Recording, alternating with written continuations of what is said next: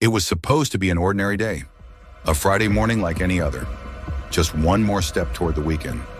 But inside the dim, echoing halls of Lowndes High School, in a quiet corner where students stored gym shoes and sports gear, someone would stumble upon a sight so unnatural, so terrifying, that it would shake a town to its core and ignite one of the most controversial investigations in modern American history. A teenage boy, upright, wedged deep inside a rolled gym mat, lifeless. And the question whispered across every classroom, every hallway, every kitchen table in Valdosta, Georgia, was the same. How did Kendrick Johnson end up there? And why? Because the truth, whatever it is, has never come easily. And even today, more than a decade later, it still hides in the shadows of that gym. Before the headlines, before the theories, before the controversy, there was just Kendrick, a 17-year-old boy with warm brown eyes and an easy smile, the kind of smile that reached all the way into the room before he did. He was quiet but never cold, gentle but never timid, a kid who loved sports, loved life, and loved his family with a devotion that rarely shows itself so clearly in teenage years. Friends remember him as the boy who made everyone feel safe. Teachers remember him as the one student who never raised his voice, never carried anger in his chest, never walked into a room with the intention of being someone he wasn't. To his mother, Jackie, he was her sunshine, a boy she describes as kind-hearted, happy, full of promise. To his father, Kenneth, he was his pride, strong, athletic, determined, a rising talent on the football field, a kid who dreamed of going further than anyone in his family had ever gone. And to his siblings, he was the heartbeat of the household, their peacemaker, their protector, their joy. Kendrick's life was simple, predictable, and filled with the everyday routines of a teenage boy who believed tomorrow was guaranteed. But tomorrow, as his family would soon learn, is never promised. Lowndes High School sits in a large, sprawling part of Valdosta, a community where football is a religion, the school halls are always busy, and teenagers drift through their days beneath the warm Georgia sun. The gym building is big, echoing, cold in the mornings. Rubber floors, metal bleachers, the faint smell of sweat and old sports tape wrapping itself into the air. Banners hang from the ceiling, swaying slightly whenever the doors open. Students cut through here on their way to class, talking, laughing, exchanging glances. This was part of Kendrick's daily routine. He kept a pair of running shoes tucked inside one of the large, rolled-up mats used by the wrestling team. Other athletes stored their gear this way too, a small, harmless habit in a busy school where storage space was limited. Teachers knew him. Administrators greeted him. Students waved at him as he passed.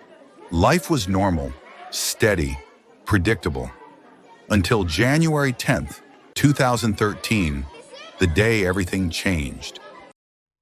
The morning began like any other.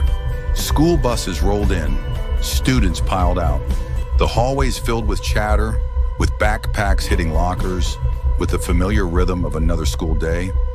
But something was different, not obvious, not loud, just off. Kendrick wasn't in his first block class, which by itself didn't raise alarm. Teenagers run late, they oversleep, they linger in the hallways. But he wasn't in his second class either, or the third. A quiet unease began to ripple beneath the surface. Friends noticed his absence. One of them tried calling him. No answer. Teachers marked him absent, unaware that each unchecked box was stacking on top of something much darker happening just a few hallways away. By midday, his mother expected a text, a call, some sign, but her phone remained silent. And then, as the afternoon wore on, whispers began traveling between students. Something was happening in the old gym, something serious. A teacher had rushed out. Someone had gone pale. A call to the front office, then another. And soon the rumor spread. Someone found a body. Inside the old gym, a group of students had gone in to look for shoes. Normal, routine, harmless. But when they approached one of the large upright mats, the tallest ones standing over 6 feet high, they noticed something unusual. A pair of socks sticking out of the top of one of the mats. Something that didn't belong. One of the students leaned closer. The air smelled strange, unfamiliar, wrong. When they realized it was a person inside, upright, completely vertical, panic rippled through the gym. A coach was called, then administrators. Someone dialed 911. The mat was heavy. It took several people to tip it over. When it finally fell to the ground with a deep, hollow thud, what was inside came into view. Kendrick Johnson, face down, unmoving, his arm pinned beneath him, his face swollen, blood beneath his jaw, a black and white gym shoe near his head. The room fell silent, a silence so thick that it felt like the world had stopped turning. Several students cried, some ran out of the gym, others stared in disbelief, unable to process what they were seeing. Emergency responders arrived, but it was too late. The boy everyone loved, the boy who lit up rooms, the boy who was supposed to go home that night, was gone. When the call reached Jackie Johnson, she felt the world collapse beneath her feet. She rushed to the school, her heart pounding so violently she could barely breathe. But she wasn't allowed to see her son, not then, not ever in the way a mother deserves. The scene had already been secured. Authorities were moving quickly, too quickly, some would later claim. And just hours after his body was discovered, a preliminary theory was presented. Kendrick climbed into the gym mat to retrieve a shoe, got stuck upside down and suffocated. An accident, a tragic, improbable accident.